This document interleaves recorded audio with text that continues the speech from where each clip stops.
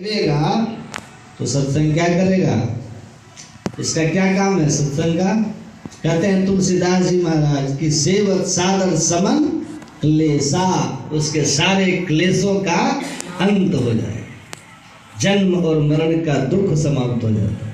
और सबसे बड़ा दुख यही है। इसीलिए हमारे गुरु महाराज ने अपनी वाणी में कहा ना, सत्संग नित्य, इसलिए सत्संग नित्य करना चाहिए। और ध्यान नित्य, इसके साथ साथ ध्यान भी करना चाहिए। सत्संग नित्य और ध्यान नित्य रहिए, कर संलग्न हो। आप परहेज क्या है? यह जो सत्संग है ये बाहरी सत्संग है ना। ये गुरु महाराज अपनी वाणी में दर्शा रहे हैं, नित सत्संगति करो बनाई, अंतर बाहर द्वे विधि भाई, धर्म कथा बाहर सत्संगा, अंतर सत्संग ध्यान। ये क्या है? बाह्य सत्संग। और प्रातःकाल मैंने सुनाया था कि जब तक यह सत्संग नहीं करेंगे तब तक आंतरिक सत्संग होने वाला, उसका ज्ञान आपको नहीं हो। इसलिए इस बाहरी सत्संग की भी बड़ी महिमा। लेकिन ये भी है, अगर सिर्फ बाह्य सत्संग ही करते रह जाएंगे, आंतरिक सत्संग नहीं करेंगे, तो प्राप्तव्य वस्तु की प्राप्ति आपको नहीं होगी। इसीलिए हमारे गुरु महाराज कहते हैं, पहले यह सत्संग बाहरी भी कीजिए, सत्संग नित्य, और आंतरिक सत्संग में बदल दिए शब्द, क्या कहते हैं? ध्यान नित्य, ध्यान की आंतरिक सत्संग। और ध्यान करने से जो बाहर में सुनते हैं उसकी पुष्टि अंतर के सत्संग से होती है, समझ गए? इसलिए संत लोग कहते हैं कि जब तक आंतरिक सत्संग नहीं करोगे तब तक आपका कल्याण नहीं होगा, 10वां द्वार नहीं होगा। मैंने प्रातःकाल सत्संग सुनाया था, और उसी को भगवान राम की वाणी में आपने श्रवण किया। अभी भगवान रामचंद्र जी ने अपनी प्रजाओं को उपदेश दिया।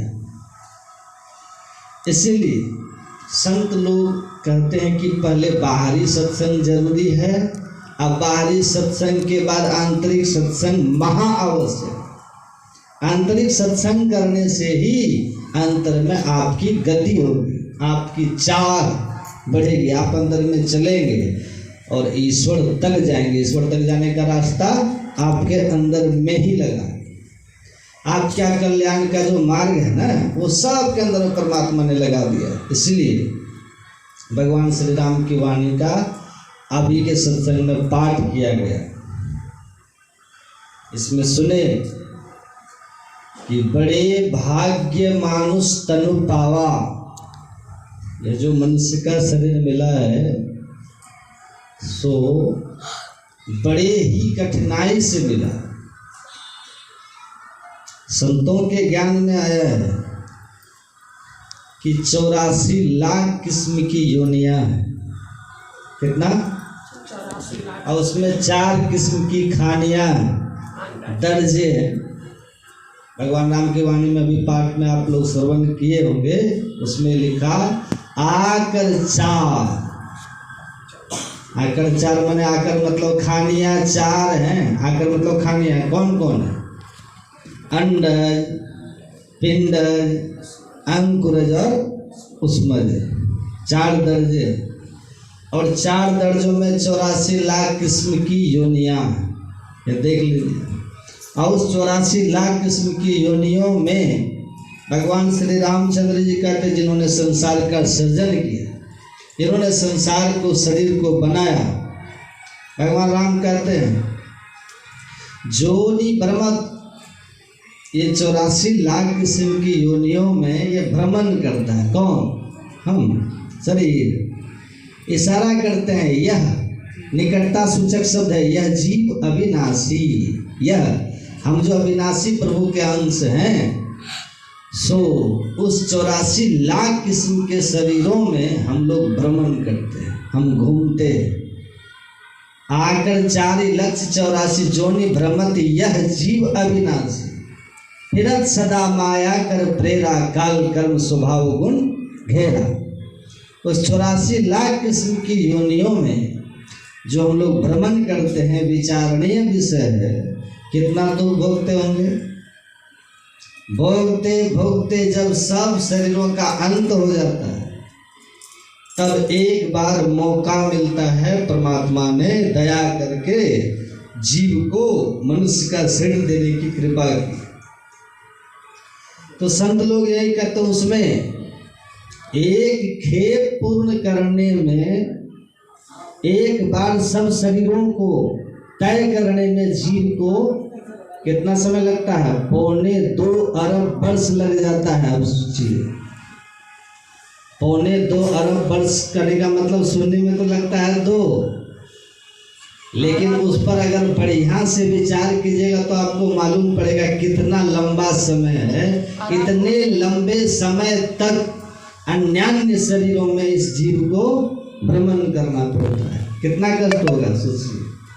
और उसके बाद एक अवसर मिला, अब की बार हम लोगों को परमात्मा ने ये मनुष्य का शरीर भी प्रदान किया। और संतों के ज्ञान में ही है। संत लोग कहते हैं, इसी कारण भगवान रामचंद्र जी कहते हैं, बड़े भाग्य, बड़ी कठिनाई से ये शरीर मिला। इस बार भी अगर हम लोग चूक जाएं, जन्म मरण के चक्कर से अपने आप को नहीं छुड़ाने का काम करें, तो परिणाम कितना खराब है सामने रखा हुआ। इस पर थोड़ा विचार करना। आशा फिर पलट जाएगा 84 में, फिर 84 में जाएंगे। कहा गया 184 भ्रम के और पौ पे अटके आए, अब की पासा ना पड़े तो फिर किधर जाना होगा? फिर 84।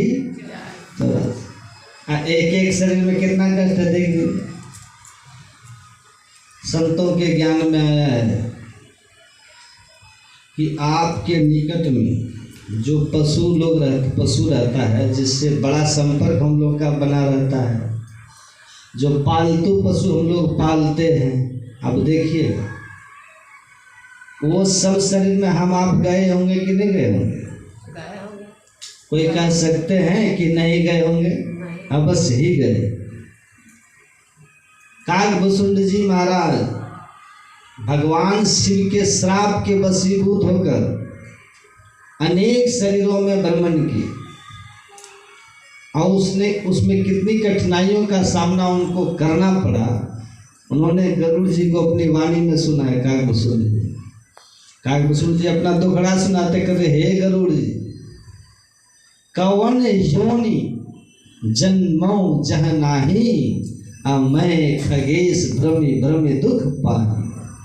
कौन ऐसी जोनी होगी, कौन ऐसा शरीर होगा जिसे मैं नहीं गया होऊंगा? सुनिए, उनका अपना अनुभव वचन। और दुख भोगा हूँ, जबकि उनको भगवान शिव का वरदान भी मिल गया। क्या वरदान मिला था?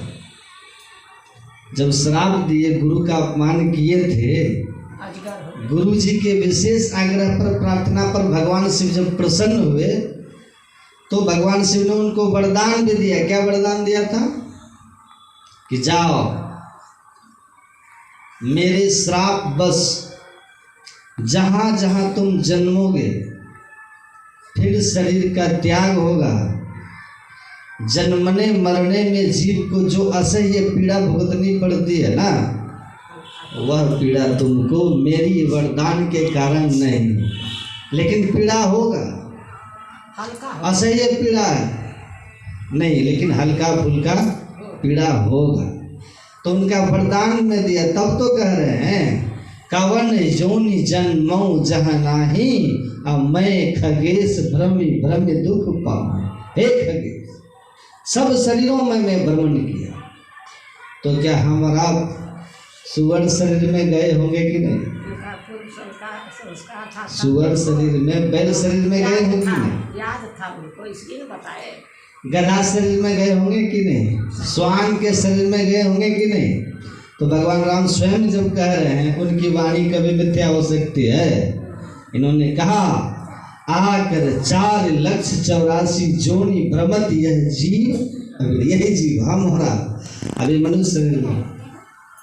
अब उस शरीर में गए होंगे तो भोजन क्या चला होगा, विचार कीजिए। अभी हम लोग विचार करते हैं, नहीं इसी पर थोड़ा विचार करना है। बैल शरीर में क्या भोजन करते हैं, बैल क्या खाता है।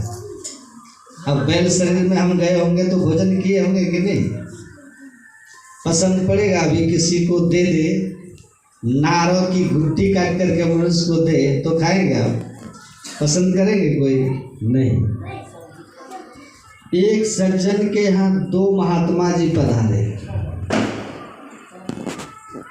सज्जन जो थे ना, सत्संगी था, बड़े अच्छे भक्त थे, सत्संगी थे, सत्संगी, समझ रहे हैं। तो ये महात्मा जी को मालूम हुआ कि इस गांव में अमुक सज्जन बड़े भक्त हैं, बड़े उदार विचार के हैं, साधु महात्मा का बड़ा कदर उनके यहाँ पहुँच गए सुन कर। लेकिन सत्संगी जो थे वो दोनों महात्मा से अपरिचित थे, फिर भी महात्मा का भेष देख करके वो सत्संगी ने, गृहपति ने दोनों महात्माओं का बड़ा आदर कदर किया, चरण पखारा, दोनों को 2 चौकियां दिया, बिछावन दिया, आसन दिया, दोनों महात्मा पधारे। लेकिन सत्संगी जो थे ना वो तो अपरिचित थे उनसे, महात्माओं से। उनके मन में होता है कि महात्मा है कि कैसे, किस भेष में, क्या है, पता लगाना चाहिए, इसका आंख पेट लेना चाहिए। और सत्संगी बड़ा तेज थे, बहुत बुद्धिमान थे, कैसे पता लगाएं कि दोनों महात्मा में क्या महत्व है दोनों का। तो उन्होंने क्या किया, ताक में था, उनको युक्ति मिल गई सत्संगी को, गृहपति को। संयोग बस एक महात्मा को शौच का तलब हो गया, मतलब तो सोच लग गया। तो कहाँ पहले व्यवस्था क्या थी, पहले इतना शौचालय का प्रबंध था, लोग नहीं था, खेतों में बहियारों में जाते। महात्मा जी कमंडल लिए चले गए बहियार शौच कर, एक महात्मा रह गए। गृहपति उनके पास जाकर के उनकी बड़ी बड़ाई की, साष्टांग दंडवत प्रणाम किए, कहा कि बाबा आप तो बड़े उच्च कोटि के संत हैं, आप में इतना तप है कि तप का तेज आपकी ललाट से निःसृत हो रहा है, निकल रहा है। आपकी वाणी बहुत ही शीतल, बहुत ही मधुर है, महान ज्ञानी है, महान त्यागी आप हैं, महान ध्यानी है आप। आपके दर्शन से मन आघाता नहीं, इतनी बड़ाई कर दिए कि बाबा बड़ाई में भूल, बहुत खुश हो गए। वाह, कहा लेकिन बाबा आपके साथ में जो बाबा हैं, जो अभी सोच गए हैं, वो हमको बड़े भद्दे मालूम पड़ते हैं, जान के उनकी निंदा करेंगे। वे अच्छे ज्ञानी नहीं है, ध्यानी नहीं है, बहुत ढीले ढाले, ज्ञान ध्यान की कोई सुधि उसमें नहीं है बाबा। उनकी जब निंदा सुने ना बाबा तो अपनी प्रसन्नता से जीव की प्रवृत्ति है नहीं, अपनी प्रशंसा। बाबा ने कहा कि सही आप परखे, बहुत अच्छे विचार के हैं आप, बहुत बुद्धिमान हैं आप। अरे वो महात्मा थोड़ी है। तब बाबा वो क्या है, सत्संगी ने बड़े हिसाब से पूछा, बाबा तब क्या है। अरे क्या रहेगा, वो तो 1 नंबर का बैल है, उसको तो हम साथ में ऐसे घुमाते फिरते, वो कोई महात्मा थोड़े है, 1 नंबर का बैल है। वो बैल है कहाँ, तब गृहपति को मालूम पड़ गया कि बैल है। अच्छा बाबा, अब जो बाबा आएंगे तो उस बाबा से इस बाबा का पता चल जाए। बड़ा अच्छा जुगाड़ सोच लिया उन्होंने, युक्ति सोच लिया। ओ बाबा आ गए, उल्लास मन की, वो भी विराजमान हो गए चौकी में अपने आसन में। अब थोड़ी ही देर में इस बाबा को भी सोच लग गया, ये बाबा भी कमंडल में जल लिए, शौच के लिए चले गए। भैया बच गए ये बाबा, बैल बाबा। उनके पास भी जाके गृहपति ने साष्टांग दंडवत प्रणाम किया, कहा बाबा धन्य है आप, क्या कहूँ, आपकी महिमा का वर्णन करते मन आता है। आप तो बड़े उच्च कोटि के संत हैं, महान ज्ञानी हैं, महान ध्यान। तब का तेज तो आपके ललाट से बाहर निःसृत हो रहा है। आप उच्च कोटि के, लेकिन बाबा वो जो आपके साथ में है ना, वो हमको अच्छे नहीं लगते। उनमें न ज्ञान है, न ध्यान है, न वाणी में मधुरता है, बड़े ढीले ढाले। बाबा बहुत प्रसन्न हो गए, उसी बाबा की तरह उस बाबा भी खुश हो गए। कहा सही में आप पर कह रहे महात्मा थोड़े है जी। कहा बाबा तो क्या है वो? बड़ा है। बाबा ने कहा कि 1 नंबर का गधा है, समझे? वो गधा है का, तब गधा आई साथ में उसको ऐसे घुमाते फिराते उसको। ओ ठीक ठीक, सही कही बाबा से। अब गृहपति ने समझ गया कि मेरे यहाँ बाबा नहीं आए, महात्मा नहीं आए, एक बैल है और एक गधा। अब भोजन भी अब हमको इसी तरह का इनको देना है। विचित्र थे वो सत्संगी। उन्होंने क्या किया, एक बर्तन में रबिया भूसा फुला करके बढ़िया से सफा सुथरा करके चूना गुंडा खल्ली मिला करके नमक तेल रखा। दूसरे बर्तन में थोड़ी दुबरी का छिल्ला छिल करके ले, उसको भी कतर करके बढ़िया साफ सुथरा धो धकार के नमक तेल मिला के दूसरे पात्र में उसको ढक करके रखा। बिछावन तो दे दिया। गए बाबा सबको विजय करने के लिए। बाबा चला जाए, भंडार तैयार है, भोजन होगा बाबा। अब बाबा सब तो बड़े मनसुआ बना के बहुत खुश मिजाज थे। आज तो भोजन सत्संगी क्या भंडार, आज क्या सब खाएंगे, आज तो भंडारा है ना। बाबा लोग बड़े मने मन सोच रहे। बाबा बहुत खुश थे, बढ़िया भोजन चलेगा, खूब खाएंगे, भूखे भी थे। बैठे आसन पर। गृहपति ने क्या काम किया, दोनों बर्तन लाके दोनों बाबा के सामने में रख दिया, झाँप कर। बाबा ने कहा उगारो ना, कहा अपने उगारिए ना बाबा, देखिए ना। बाबा जैसे बर्तन को उगाड़ते हैं, बाबा की त्यूरी चढ़ गई। बाबा बड़े रुष्ट हो गए। स्वाभाविक बात है ना, रुष्ट होना आवश्यक है। अरे मूर्ख, तुम्हारा दिमाग उमाग तो नहीं खराब गया, सही है कि नहीं? नहीं बाबा दिमाग तो सही है, क्या कोई गड़बड़ी है? अंठा के बोले गड़बड़ी तो कर ही दिया तुमने। क्या गड़बड़ी बाबा? क्या मूर्ख, ये मनुष्य का भोजन है, ये मनुष्य का भोजन है। ये भूसा की सानी दुबड़ी का छिलना ला करके दिया है। गृहपति ने कहा बाबा हमको गड़बड़ नहीं किया, सब ठीक ठाक किए। बाबा कहा कैसे ठीक किए हो जी, बोलो। कहा आप ही नहीं कहे थे कि इस बाबा के बारे में कि कहते थे कि 1 नंबर का बोल है, कहते कि नहीं बोलिए। बाबा की तो बुद्धि गुम हो गई। अब क्या करें? अब इसको क्या आपने कहते इनके बारे में 1 नंबर का गधा है, कहते कि नहीं बोलिए बाबा। तो देखिए हम भोजन, गधा को गधा वाला भोजन, अब बैल को बैल वाला भोजन दिए कि नहीं बाबा बोलिए। दोनों बाबा की पट्टी खुल गई। बीमारी तो हम ही दोनों लगाए। यह प्रसंग सुनाने का मतलब क्या हो कि अभी हम लोग कितना सुंदर भोजन करते, कितना अच्छा कपड़ा पहनते, कितने ऐसे महल में रहते, लेकिन अगर पशु शरीर में ये जीव चला जाए तो वह भोजन पसंद पड़ेगा? पशु को भी पसंद होता है, उनको खाना पड़ता है।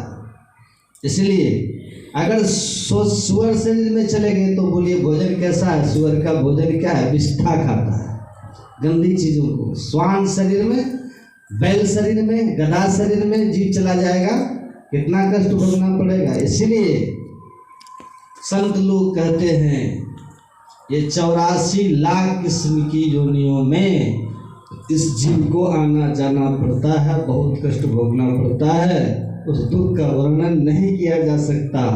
और अब की बार हम लोग को परमात्मा ने मनुष्य का शरीर दिया, ये साधारण नहीं। संतों ने कहा कि ये शरीर जो है, जो देख रहे हैं, यह शरीर भी हालांकि अच्छा नहीं है। कहिएगा बाबा अच्छा नहीं, किस दृष्टिकोण से? संतों के ज्ञान से यह शरीर बढ़िया है। किस भाव से बढ़िया है?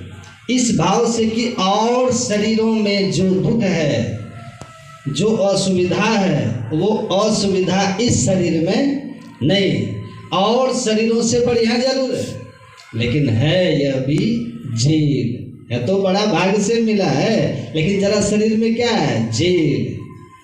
आना जाना यह शरीर क्या है? पिंजड़ा के समान। यह शरीर क्या है? मुश्किल के समान। संतों की दृष्टि में है ये शरीर क्या है? एक किस्म का ये भी बंधन है। इसमें आप जी बंधे हैं। राधा स्वामी जी महाराज में आया है, उन्होंने कहा है, उनका दृष्टिकोण कैसा है थोड़ा देखिए। राधा स्वामी क्या कहते हैं? बंधे तुम शब्द का प्रयोग किया है, मतलब जीव के लिए। बंधे तुम, ऐ जीव, तुम तो बंध गए। मालूम है कैसे बंधन में बंधे हैं? क्या है बंधन? स्पष्ट करते हैं राधा स्वामी। बंधे तुम गहरे बंधन आन। गहरा मतलब सघन। पहला बंधन पड़ा देह का। पहला बंधन क्या है? ये देह। कोई समझेंगे देह बंधन है?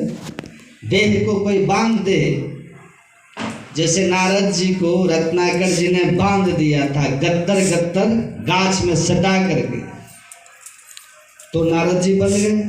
उसको लोग बंधन समझते हैं। गाय को बांधते हैं रस्सी में, खुट्टा में बांध दे तो बंधन समझते हैं, लेकिन हम लोग तो फ्री हैं, स्वतंत्र हैं, उठते हैं, बैठते हैं, दौड़ते हैं। बंधन में है कोई? समझेंगे संसार में हम बंधन में हैं? नहीं। लेकिन संतों के ज्ञान में हम बंधन में, संतों को इसका ज्ञान। इसलिए राधा स्वामी जी महाराज हम लोग को संकेत करते हैं जीव को, बंधे तुम गहरे बंधन आ। गहरे बंधन। पहला बंधन पड़ा देह का। पहला बंधन क्या चीज? देह मतलब शरीर। कितने शरीर हैं? एक ही बंधन नहीं है। एक शरीर छूट गया, जीव निकल गया, मर गया शरीर, क्या बंधन छूट गया? नहीं। संत लोग कहते हैं जीव शरीर से निकला है जरूर, लेकिन फ्री होके नहीं निकला, बंधन में बंधा निकला, फिर बंधन उसको पड़ेगा। कौन बंधन है? सूक्ष्म कारण और महाकारण। 3 शरीर बंधा जीव निकल गया, उसी 3 शरीरों के लगे रहने के कारण पुनर्स्थूल शरीर का बंधन उसके ऊपर फिर पड़ जाता है। यही है जड़ाबंधन। इसलिए कहा बंधे तुम गहरे बंधन आन।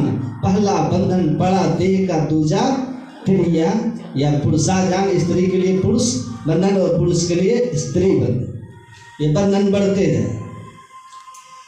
तीसरा बंधन पुत्र विचारो, चौथा नाती मान। नाती के फिर नाती होवे तब कहो कौन ठिकान। चौलर पचलर सतलर रसरी बांध लिया तुम, बहुविधि तान। छूटे से तो छूटे न पई हो अंतिम नरक निदान। मरे बिना तुम छूटो नहीं, जीते जी तू सलाम। ये बंधन है। ये शरीर क्या है? बंधन है।